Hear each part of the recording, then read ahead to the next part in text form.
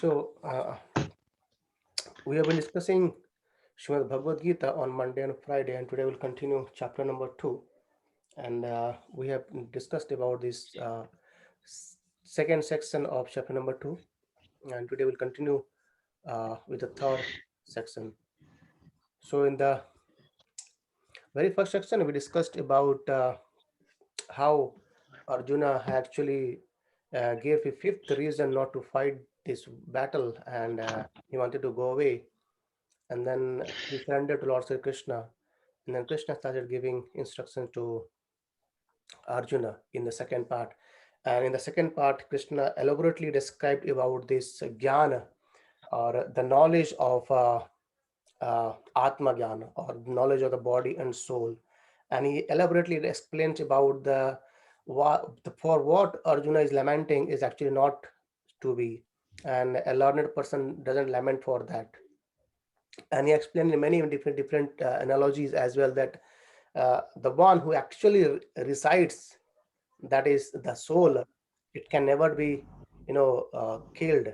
In many ways, Krishna says that it's invisible, it's indestructible, it's insoluble, it cannot be killed, it cannot be cut, it cannot be even cut by weapons, different weapons like fire, wind.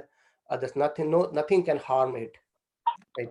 And however, the one for which Arjuna is lamenting, the body, it cannot be saved in any condition. So might not if the battle doesn't happen, they might be staying there, living there for some more years, but in due course of time, this body, they have to live in any way. So for the body he is lamenting, that should not be happen. This should not be lament for the body. And the real thing is the soul, which actually Arjuna was ignorant of. And actually Krishna has made a plan to describe, to inform all of us that what is the essence of what is, who can get the answer of who am I is. Okay, so we'll continue the last two verses of the second section, and then continue on the third one. Okay, let's end the prayers to begin our talk today. Om Namo Bhagavate Vasudevaya. Om Namo Bhagavate Vasudevaya. Om Namo Bhagavate Vasudevaya. Om Jnanatimirandasya Jnananjana Salakaya Chakshur Unmilitam Yena Tasmai Shri Gurve Namaha. Shri Chaitanya Manobhishtam Sthapitam Yena Bhutale Swayam Rupa Kada Mahyam Dadati Sopadantikam. Nama Om Vishnu Padaya Krishna Pristhaya Bhutale Srimate Bhaktivedanta Swamin Iti Namine. नमस्ते सरस्वती देवी गौरवाणी प्रचारिणे निर्विशेष शून्यवादी पाश्चात्य देश धारिणे. जय श्री कृष्ण चैतन्य प्रभो नित्यानंद, श्री अद्वैत गदाधर श्रीवासादि गौर भक्त वृंद. हरे कृष्ण कृष्ण कृष्ण हरे हरे, हरे राम राम राम हरे हरे. हरे Krishna. Hare Krishna. Krishna. Hare Krishna. So we reached on last Friday till verse number, I think it's somewhere near 28, right? So we'll continue 29, verse 29, and then go ahead. So this verse number 29 is also called as Ashcharya, or no, Ashcharya, or amazing verse. It's amazing because everyone sees, think, speak about this soul as amazing. So the verse is Ascharyavat pashyati kaschit enam ascharyavat vadati tathaiva chayam ascharyavaschainam anya shunoti shutva yenam vedana chaiva kaschit. So the verse says some people look on the soul as amazing. So soul can be looked as amazing, and Prabhupada explains why it's amazing. And some describe the soul as amazing. So some sees from our one's eye senses, sees that soul as amazing. Some describe from their mouth as amazing. Some hear, the sense of hearing, sense of hearing. From here, they hear about us as amazing. And while others, even after hearing about him, they cannot understand him at all. So that's also amazing, isn't it? If we hear a lot of time, still we don't understand what it is. It's like, let's suppose, a small child, a baby, 1 2 years, though you may try to make him understand many times, let him listen the things again and again, describe him again and again, but no, it's they won't understand it. And even that's an example of child. But if you see the example of Srimad Bhagavatam, when Jad Bharat, so when Jad Bharat took birth in a family of Brahmana, his father, this Brahman, he was actually trying to teach everything to Jadabharat. However, Jadabharat knowingly, he's behaving in opposite of that. So that also can be like, people, they might listen it, they might try to understand it, but knowingly they say, no, I don't accept, I don't understand, like that. That's why people say, I don't believe in God, or I don't believe in the Shastras. So because they just want to say it, but internally, if you see it, actually somehow or other we believe in it, isn't it? So how the soul is described as amazing?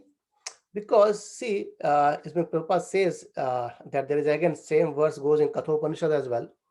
This The soul, it also pervades in a gigantic animal, even it's remaining in a very very small, microbe germs as well. The same soul, right? The soul in a huge animal like elephant, or a huge tree like, banyan tree, or this Prabhupada says the fact that the atomic soul is within the body of a gigantic animal, in the body of a gigantic banyan tree, and also in the microbes germs, millions and billions of which occupy only an inch of space, is certainly very amazing. That's how it's amazing, because it can live in a huge animal, huge body, also in a very small tiny insect as well. Even, we can't see by our eyes also, those insects are there, but still they have lives, and that's how it's amazing. And Prabhupada says that man with a poor fund of knowledge and man who are not austere, they cannot understand this wonder of individual atomic spark of spirit. That's why the last verse says that, even after hearing many a time, right, the people, they do not understand what it is. And Prabhupada explains more about that. The people, uh, even the learned, they speak the very different way, amazing words for the soul. Just in the previous section, we have learned so many things, that the soul cannot be cut down even by weapons. Soul remain eternal. It existed earlier, it will exist in future as well. And the soul is indestructible, insoluble. These all qualities of the soul, right? So that's how people describe the soul as amazing too. And even people, even by hearing many times about the soul, they do not able to understand it.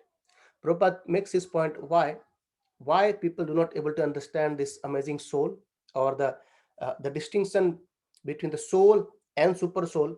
Prabhupada says that some people who are inclined to hear about the soul may be attending lectures in good association, but sometimes, owing to ignorance, they are misguided by acceptance of the super soul and the atomic soul as one without distinction of magnitude.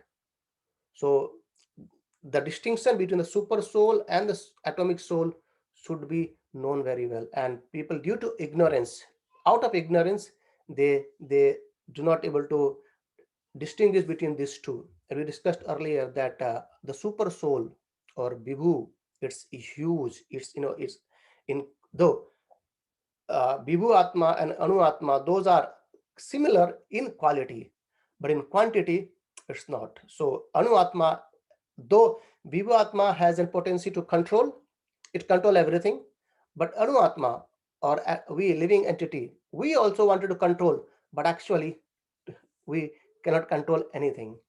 In one of the lecture, I think I'm forgetting, maybe Said Bhakti Swami Maharaj, he was saying, even, see our eyes, right? Even if we cannot see our own face without the help of something other. We need the help of mirror to see our face.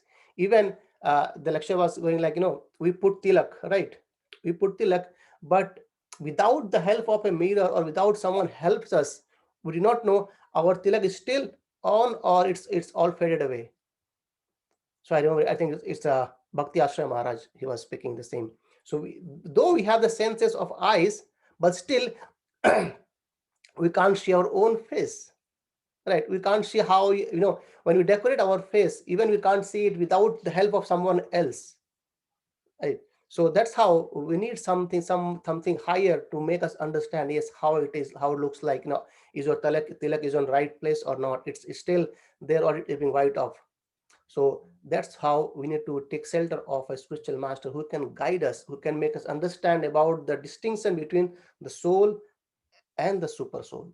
So the ignorance, because of the ignorance, we understand the super soul and soul to be one. That ignorance can be cleaned away by by the light or by the torchlight of knowledge given by the spiritual master. Right. And Prabhupada says that it is very difficult to find a man who perfectly understands the position of super soul and the atomic soul. So, and their respective functions and relationship and all other major and minor details. So, what does Prabhupada mentions that it's very difficult to understand the position of super soul and atomic soul, their respective function, what are the function of a soul and what are the function of super soul, and the relationship between all these two, the soul and super soul. And also finally Prabhupada says the what are the other major and minor details. So details of super soul as well as minor soul, it's very difficult to understand.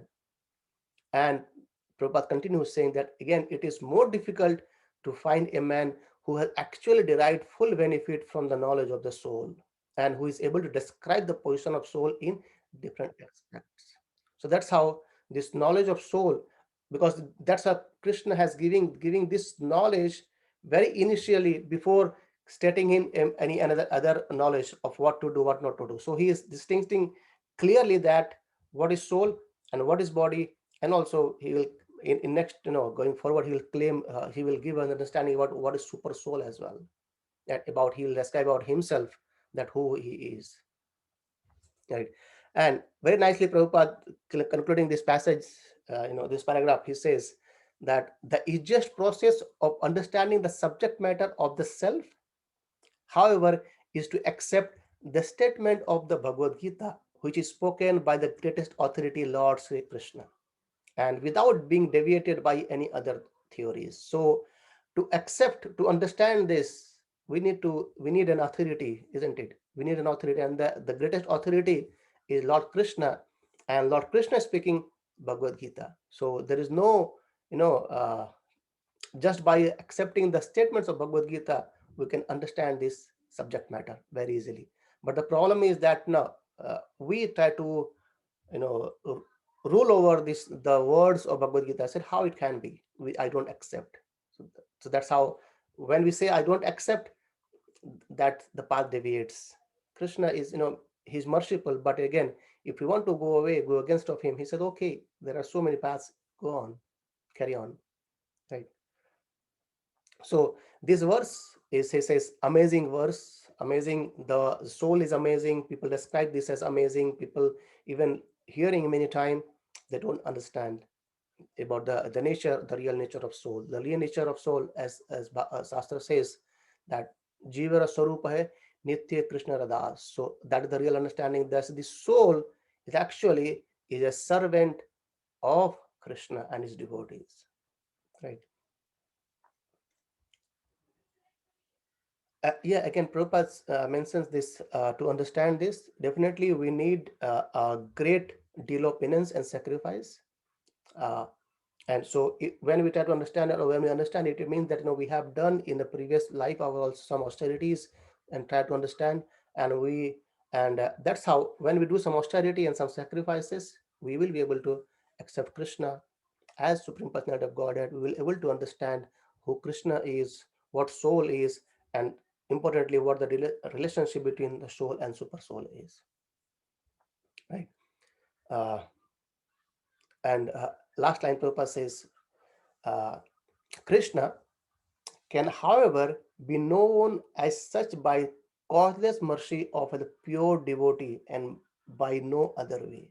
So to understand Krishna is we need the mercy of the devotees. So basically the association of the devotees, pure devotees, and when we associate with pure devotees, when we discuss about Lord Krishna with the pure devotees, their words, their association actually bring us closer towards Krishna. That's why it always says that the association ABCD of bhakti. A is association of the pure devotees. That is required.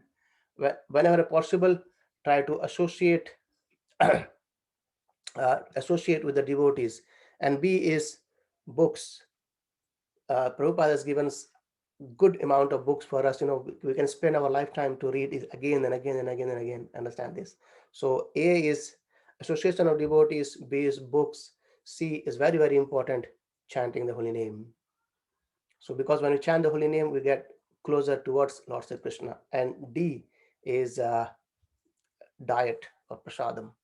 So these are the four process, or you can say as E also, A, B, C, D, E. E is basically engaging ourselves in this A, B, C, and D, associating with the devotees, reading Prabhupada books, chanting the holy name, and uh, diet, having Krishna Prasadam. So after describing all this information about the soul and the body, Krishna, he concludes this section. Basically he says, देहि नित्यम अवैध्ययम देहे सर्वस्व भारतः तस्मात् सर्वाणि भूतानि न त्वं शोचितम अर्हसि. He says, O descendant of Bharata,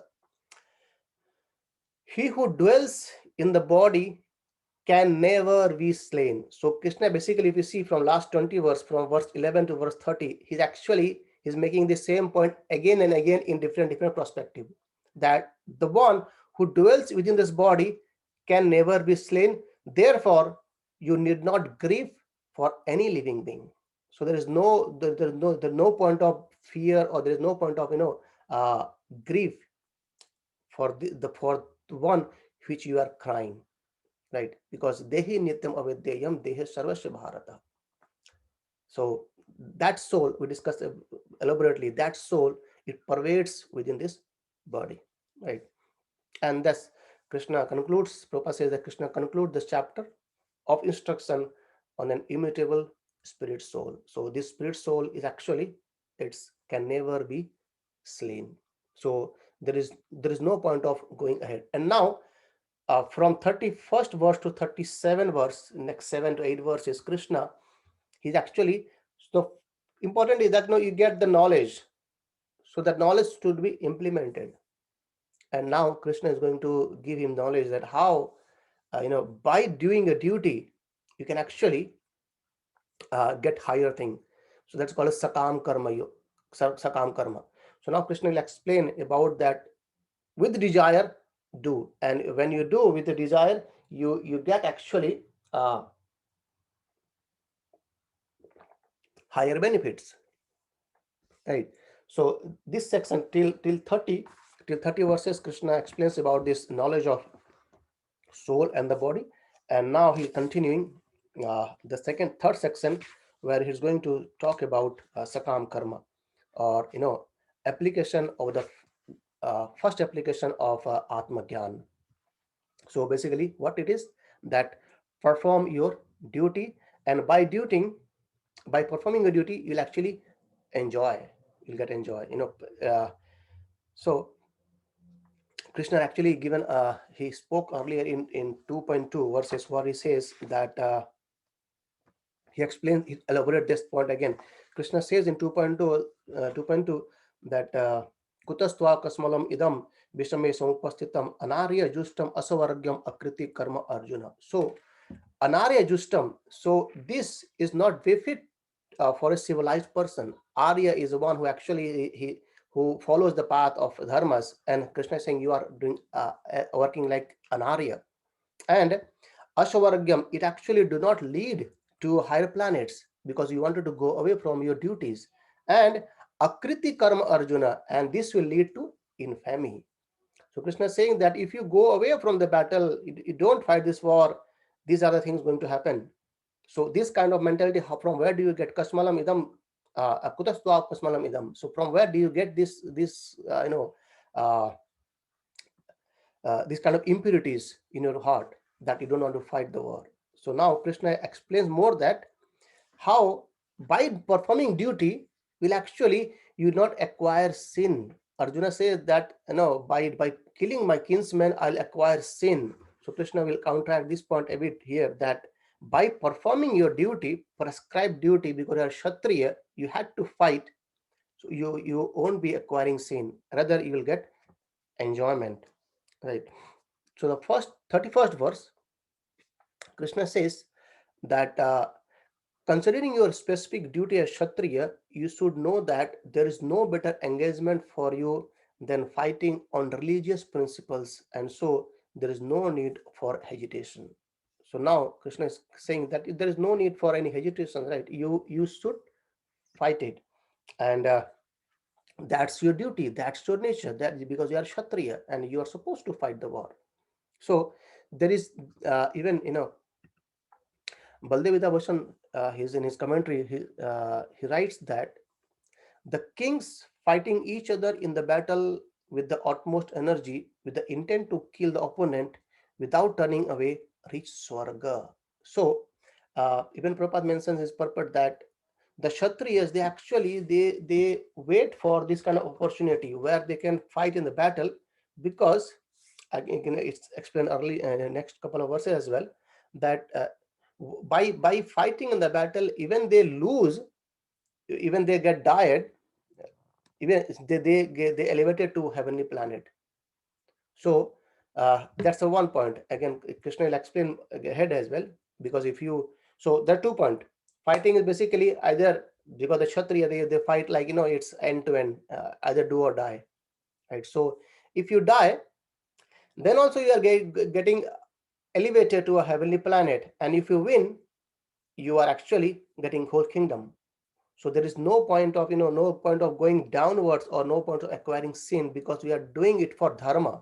That's very important point, because you are doing for fighting on religious principles. We are not fighting whimsically as the other opponent, from the Kauravas, they are fighting for adharmas, but we all are fighting on the path of religious principle. So there is no need of hesitation, as well as it's actually betterment for you. Krishna is saying that. Okay. And Prabhupada mentions in the purport that in the battlefield, a king or kshatriya, while fighting another king envious of him, is eligible for achieving the heavenly planets after death. And as the Brahmanas also attain the heavenly planet by sacrificing animal in sacrificial fire. Therefore, killing on the battlefield on religious principles and killing animal in the sacrificial fire are not at all considered to be the acts of violence, because everyone is benefited by the religious principles involved. So even when the brahmanas, they do they kill the animals for sacrifice, they actually the animals, they are also, they get elevated too. So even that's how. And here Krishna talks about duty, the swadharma. So there are two kind of duties we can see is, like the one is the duty for our own body. So like as a, if you take in our own condition, as our duty is, we have to take care of our job, we have to take care of our family, we have to take care of our society and the nation, right? This is our bodily relationship, bodily duties, relatives, job, family, our own self, and those. The second duty is actually the duty of our soul. So it means we have to take care of our spiritual practices as well. So one is material thing, we have to do our prescribed duties. At the same time, we have to take care of our second duties. Two kinds of swadharma. Swadharma, swa means one, the body, and the soul. So taking care of our job, our family, this is basically taking care of our own one dharma, that is for the body, and the second dharma is for the soul, that is practicing spiritual practices, so that at the end of this life actually we can go back to the spiritual world, or at least we can serve Lord Hari. Right? And Prabhupada says that there are two kind of duty. One is self, and one is for liberation. And Prabhupada says as long as one is not liberated, one has to perform the duties of his particular body in accordance with the religious principle. So it's not that okay, I need to perform my duty and I'll do as it is. Prabhupada says, that should be with the religious principles. Why? In order to achieve liberation. And when one is liberated, one swadharma, that becomes spiritual. So anyone who is liberated, and so their duty is completely spiritualized because they are actually only doing service for the Lord Hari, right? And hence, these two duties should go parallel. Actually, sometimes people say, it's very difficult to practice spirituality and also take care of our family and others. It's not like that. This both are, two-way, two tracks of the same thing. So this can be taken care as well. So just two things are needed, right? Our commitment and our dedication. Rest, Krishna takes care of that, right? So by explaining Krishna's these duties, and now Krishna says in 32 verse that we discussed a bit on that the kshatriyas uh, they actually they look for this kind of opportunity, so that because this opens the doors for heavenly planets, right? He says Sukhina Kshatriya Partha Lavante Yuddham Idrisham. So the Kshatriyas, they look for this kind of opportunity when they fight on the battlefield, and they get actually even they get elevated to the heavenly planets, right? Even if you see, just taken our ordinary example of day-to-day lives, when the army people, they fight for for the country, and they when they give up their life, we don't say that they died, isn't it? They have given this, they sacrificed their life for this, for the country. And the position for them, the respect, it actually grows more for those people who fight and for the country and give their life. So that's how uh, when the kshatriyas, because they are sure to fight, right? And the kshatriyas, there's very easy way for them to go to heavenly planet by fighting the war. So basically now Krishna is trying to make Arjuna understand that even if you fight, and even if you lose, even if you die, then also you are actually going to heavenly planet, right? And Prabhupada nicely mentions that in the purport that as supreme teacher of the world, Lord Krishna condemns the attitude of Arjuna, who said, I do not find any good in this fighting, and it will cause perpetual habitation in hell. And Krishna is saying that if you fight, you will go to heavenly planet if you die. And if you, in next verse, if he says, if you leave, if you win, then you will enjoy it. And going ahead, Krishna says that if you don't fight, we'll see it in the couple of more verses. If you don't fight, then actually you are doing sin. So because you are actually going away from your prescribed duty, right? So that's how verse number 32 explains that the kshatriyas, they wait for this kind of opportunity, which opens the door for heavenly planet, right? And Prabhupada concludes this paragraph. It says, considering all aspects, Arjuna had no reason to refrain from fighting, and Krishna is giving one reasons, and counteracting Arjuna's lamentation here, right? And then Krishna says, Ataha chetvam imam dharmamya sangramam na karishyasi tatah swadharmam kirtim cha hitva papam avasyasi. So now Krishna is saying, if you do not fight this religious war, if you do not perform this religious duty of fighting, Prabhupada says, or this religious battlefield, what will happen? Tatha swadharmam kritim cha, you will get infamy, and hitva papam avashvashi, so you'll get papa, you'll get acquired sin. So earlier Krishna says that if you fight and even there are many other quotes given in the other shastras that as we discussed. So if a king wins, he enjoy this kingdom, and if he dies, he actually elevates the heavenly planet. After explaining that this to Arjuna, and now Krishna is saying that, see see the result, that if you do not perform your prescribed duty of fighting, that is basically on the principle of religious, then what is going to happen? You are going to get infamy and papam, you are going to sin. Why infamy? See, Arjuna was not like any normal warrior. He was actually very very very very famous warrior. Even he has got so many weapons, so many powerful weapons. Even described, Prabhupada mentions in purport as well, that even he has fought with Lord Shiva, and he has he have got Pashupata Astra from Lord Shiva by pleasing Lord Shiva. Even Prabhupada mentioned that even Dronacharya, he also has given him benediction that you could kill even your own teacher, by the special weapons are given by even by Dronacharya. So this kind of personality Arjuna was. He's not just a common or normal warrior. He actually acquired so much famous in that way, right? And now, if you do not fight, so the problem is that Arjuna is compassion towards his kinsmen, but if you see on the other side, when they see Duryodhana and other parties, they see that okay, Arjuna has left the battlefield. They are not going to say that okay, Arjuna has left because of compassion. They are going to say that because as Arjuna has got fear out of Karna, out of Bhishma Pitama, out of Dronacharya, and even me, Duryodhana will say. So this kind of infamy will be on your reputation. You lose your reputation as a fighter. Prabhupada mentions as in translation.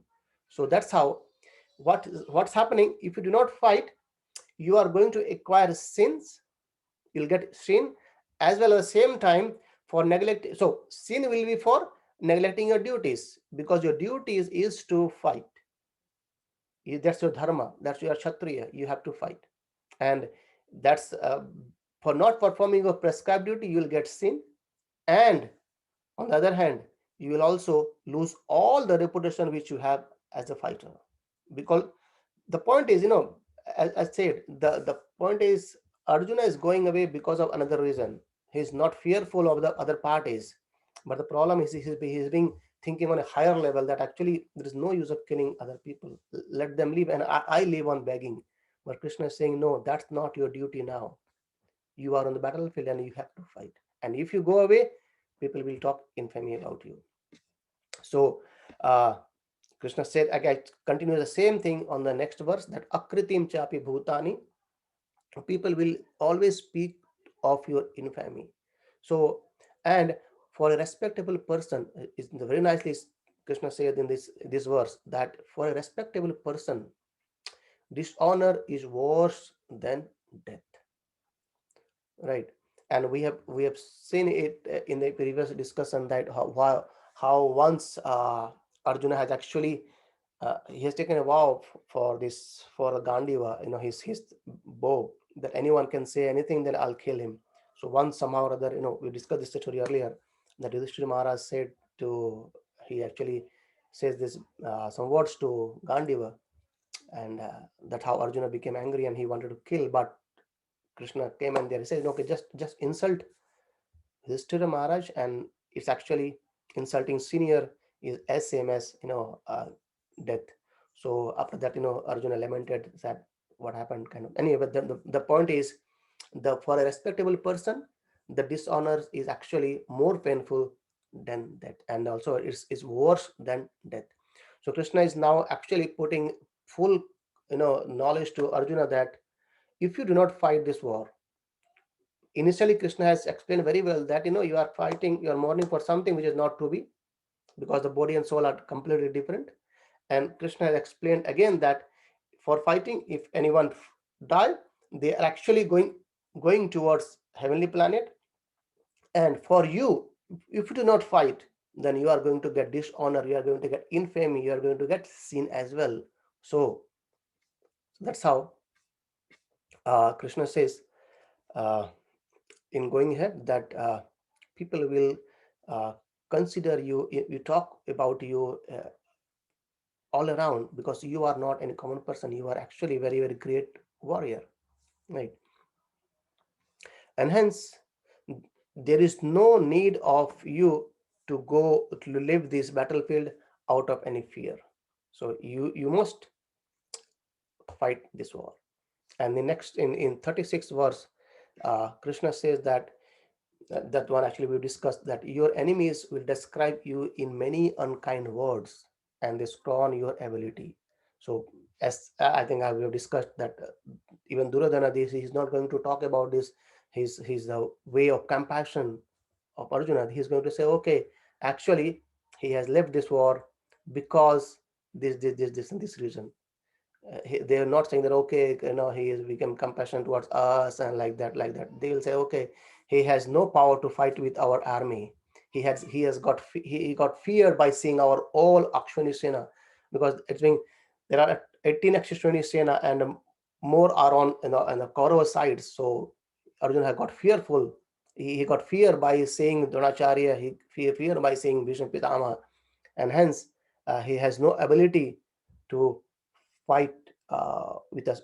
If you remember in the very first chapter, where Duryodhana explained while addressing to Dronacharya and Bhishma Pitama, he said that our army is sufficient, where uh, a paryaptam word comes over there. That he says, our army is sufficient, where the army of Bhima, led by Bhima, it's insufficient. But Acharyas, he says aparyaptam, it means other as well, it's not paryapta. So Arjuna, Duryodhana army is not sufficient to fight with this, but that word will actually become true if Arjuna goes away from the battlefield. And hence in the last verse, or in the last verse of this section, in 37th verse, Krishna says, hato va prapyashe swargam jitva va bhokshya se mahim tasmad uttishta kaunteya yudhyaya krita nishchaya. Says, O son of Kunti, either you will be killed on the battlefield and attain the heavenly planet, or you will conquer and enjoy the earthly kingdom. So therefore, get up with determination and fight. Tatmat uttishta kaunteya udhyaya krita nishchaya. So do not fear, do not think about that what you are thinking about. Just come back and fight. And that's how Prabhupada mentioned very nicely that even though there was no certainty of victory of Arjuna's sides, he still had to fight, right? And for even uh, being killed there, he could be elevated into heavenly planets. But rest assured that Krishna was on their side, and we have discussed several, you know, fortunate things on the side of Pandavas for victory signs actually. So there was no point of losing the battle, but still Krishna says, even if you lose, there is no harm in that, right? So, so that's how today we'll stop today here in 37 verse, and from 38 verse, Krishna takes again to the higher steps. So Krishna has from 11 to 30 verse, Krishna explained about the knowledge of Atma Gyan, what the body is, what the soul is, what the difference between those two. And then from 31 to 37 verse, Krishna explains about the Sakam Karma. Sakam Karma means do your work and you will enjoy it, right? And even enjoyment in the both way. Enjoyment basically, if you lose, then also you enjoy because you go to higher planet, heavenly planet. Even if you win, then also you will enjoy, you will get your kingdom. So both way you are actually enjoying by working or by doing your prescribed duties. So that's one stage. And now in second stage, Krishna says about Nishkam Karma Yoga. By do perform your duty without thinking about the result. So now in this section 31 to 37, Krishna explains about this the result. Okay, you'll get this result, you'll this result. But that's again higher than that is performing a duty without any desire for a result or any what to say any desire for the results, that is sakam, and niskam karma yoga. There is no desire for the result, but have to perform your duty. So that's the next section. We'll discuss on Friday from 38 verse to continue. Anyone have any questions or thought, any comments? We can discuss, please. And nice to see everyone back today.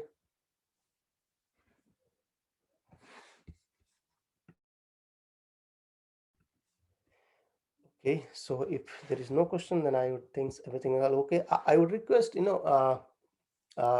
used to have 4 or 5 days, 3-4 days gap, from next session. So we can actually read the purpose of Prabhupada's, and if you have any questions, we can actually come up, or if we got any realization, we can actually come and share as well.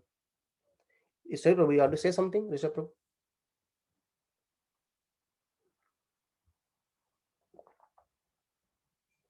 Okay.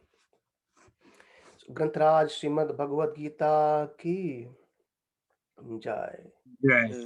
Prabhupada ki जय Anant Koti Vaishnav Vrinda ki जय Hare Krishna. हरे कृष्णा प्रभु जी Hare Krishna. Hare Krishna.